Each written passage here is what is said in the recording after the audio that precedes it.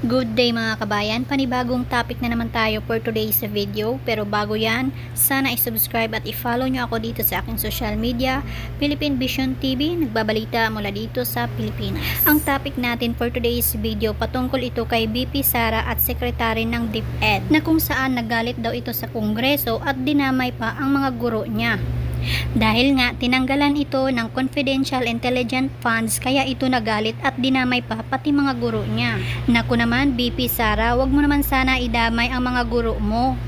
At ayon sa video na napanood ko, hindi daw dumalo si VP Sara sa signing ceremony. At para malaman mo ang buong kwento, panoorin mo ang video.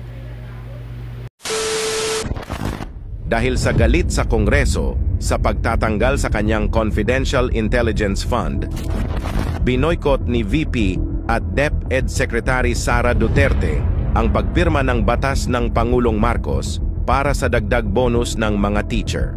Sa kabila ng imbitasyon ng palasyo bilang DepEd Secretary at para sa mga teacher ang batas, hindi sinipot ni VP Sara ang naturang aktibidad ng malaman na dadalo ang mga kongresista sa signing ceremony.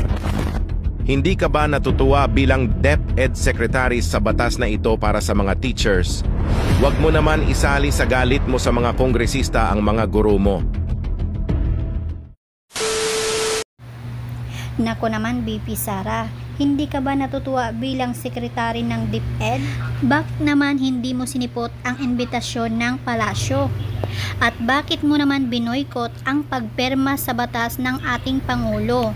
Ano po ba ang rason bakit hindi ka dumalo sa signing ceremony ng ating Pangulong Bongbong Marcos? Nalaman mo lang na dumalo yung ibang kongreso, hindi ka na agad dumalo sa signing ceremony? At kung galit ka sa kongreso, wag naman sana idamay yung mga guro mo, VP Sara. Grabe naman. So ikaw na nanonood ngayon, anong masasabi mo sa video na ito? I-comments mo na dyan at i-share mo na din to. Ako si Philippine Vision TV, nagbabalita mula dito sa Pilipinas. At ikaw na nanonood ngayon, i-like mo naman tong video at i-share mo na din sa mga friends mo. Thank you for watching. Bye!